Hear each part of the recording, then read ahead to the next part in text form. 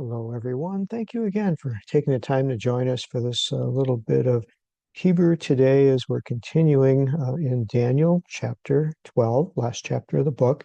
And we're going to slow things down just a tad and do a little bit more Hebrew word study because this is so rich and the words are so meaningful. And so I really feel there's um, just a need to take a little bit of time here and go through some of these rich words. So as we look at verse 3 on your screen, we're reading from the JPS, and the Hebrew for this, well, of course, in English, it says, "And they that are wise shall shine as the brightness of the firmament, and they that turn the many to righteousness as the stars forever and ever." Again, just beautiful poetry. Um, and let's see what the Hebrew sounds like here. So it's Vehamaskilim Yazhiru Kezohar. And that is the word for shine, Zohar. You may have heard that word before. We'll get back to that a little bit later. Harakia would be firmament, same as what's found in the book of Genesis when God creates the firmaments. And then Umatzdike Harabim Kakochavim Leolam Va'ed. And Leolam Va'ed is a very common expression that you will hear as you start, reading any of the Hebrew, and it just means forever and ever. It has its own very unique understanding of it. So let's take a look at this word for wise. And to do that, we're going to go back to Bible Hub, and this is where we have all these nice tools available here to where we can go and unpack um, these word meanings without having to have a large volume of books. So your library doesn't have to be large, although just so that you do know that all of these books do or are available in print form.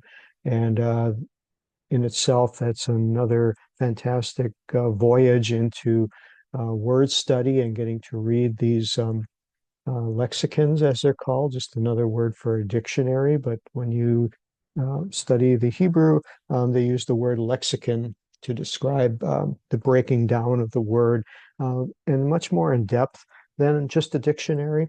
And so we're going to unpack this word that's translated as wise.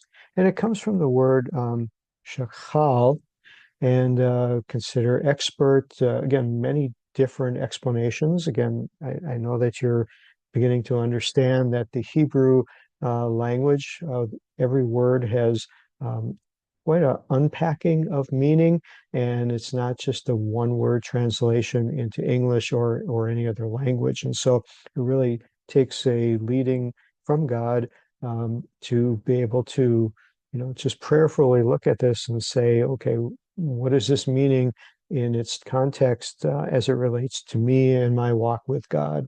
So this word for making wise is really linked to an action.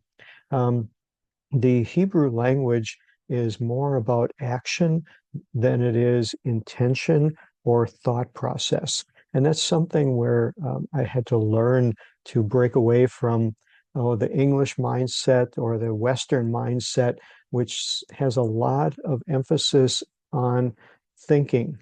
What do you think about yourself? The thoughts going through your mind, all intellect based and thought based. That's pretty much what we grew up with. It's the basis for our English language. It's tied in very much to the Greek language, being an influence on intellect and thought. The philosophers that were in the Greek culture gave themselves over to intellect and thought and psychology. But when you get to the Hebrew, you kind of have to put that aside and realize Hebrew is an action-based language. Thoughts are not as important as actions. And that is challenging as we try to decipher, our lives and what we do, what we say, and where is the emphasis on.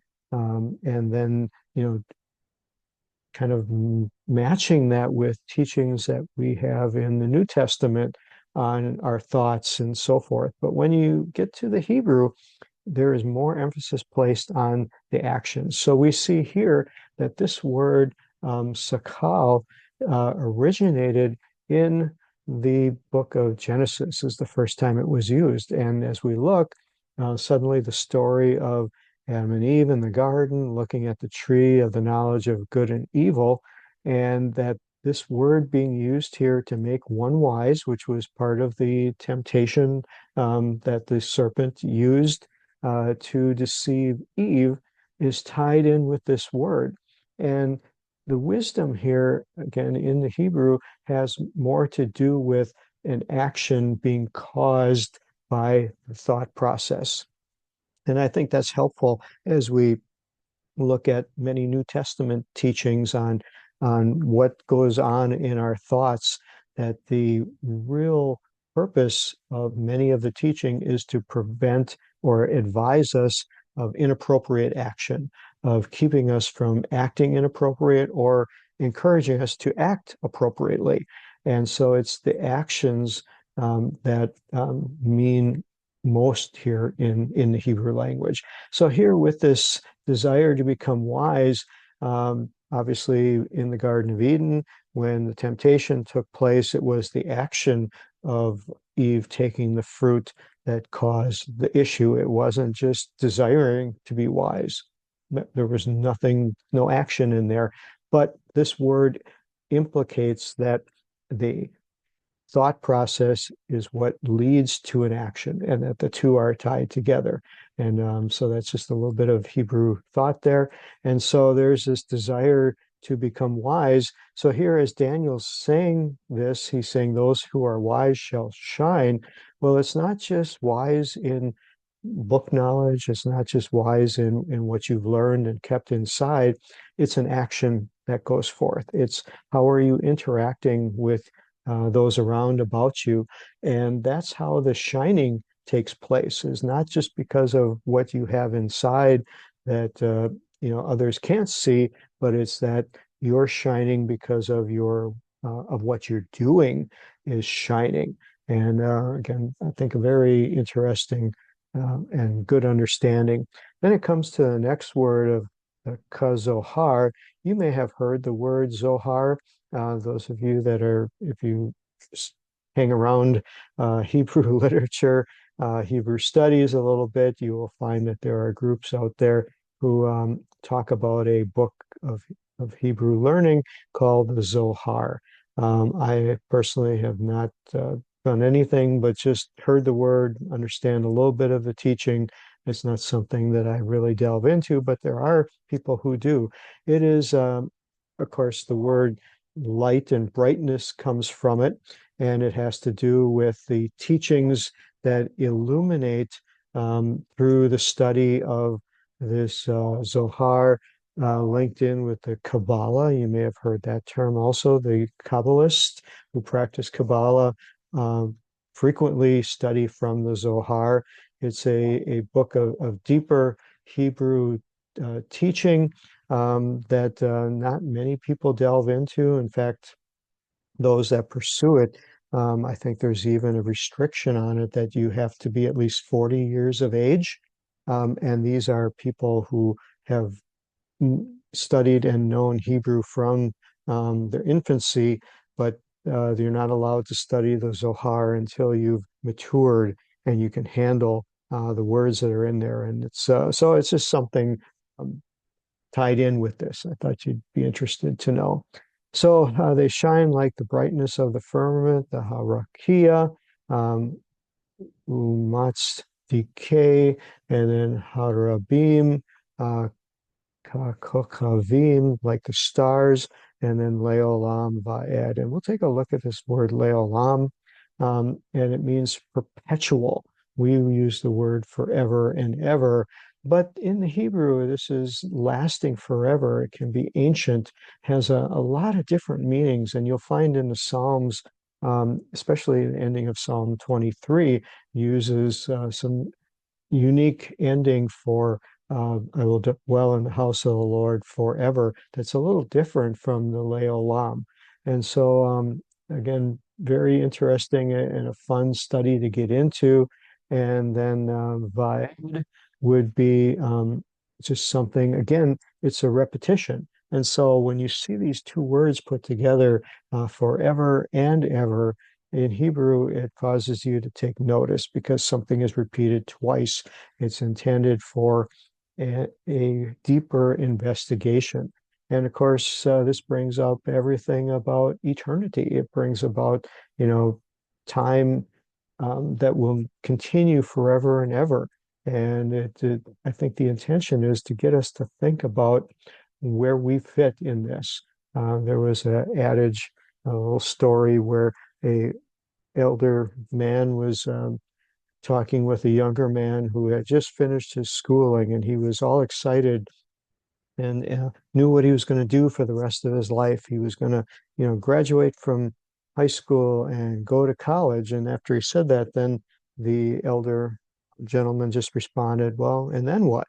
And then the young man would say, "Well, after college, I'm going to go and get a job and make lots of money." And then the elder man says, "Well, and then what?"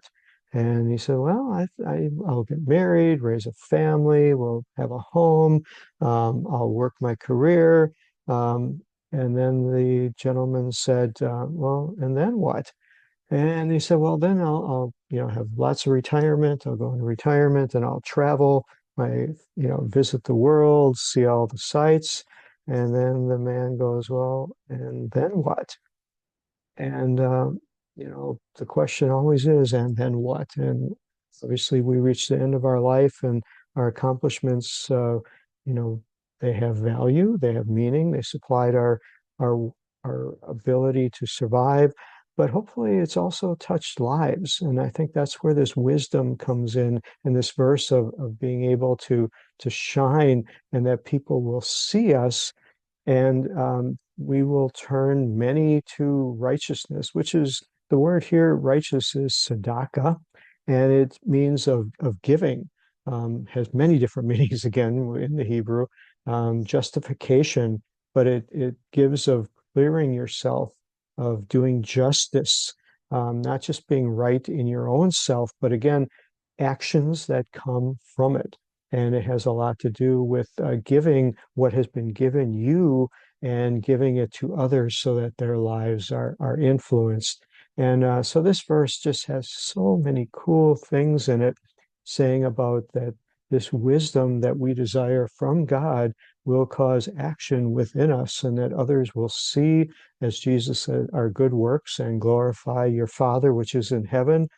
This verse was the basis for it, and that will be a reflector. The brightness of the firmament, many times we're compared to the moon. We don't have our own light, but we reflect the light that's been shown upon us, and that it will have an impact upon many. And we can say at the end of our life that we've touched lives, we've encouraged people, we've had purpose, and others' lives are benefited because of what we have shared, of what the grace that God has given to us, and that lives will go on like the stars, Le'olam Va'ed, forever and ever into eternity. So that was one verse in our little bit of Hebrew unpacking Daniel. And I hope you enjoy this. Thank you for all the comments and those of you that clicked the like button as you watch the video, and those of you that subscribe. Appreciate all that. And I just feel that there's a purpose in what we do, and that share this with as many people as you desire to, if you feel it will be beneficial to them. So God bless you all, and we'll see you next time. Bye-bye.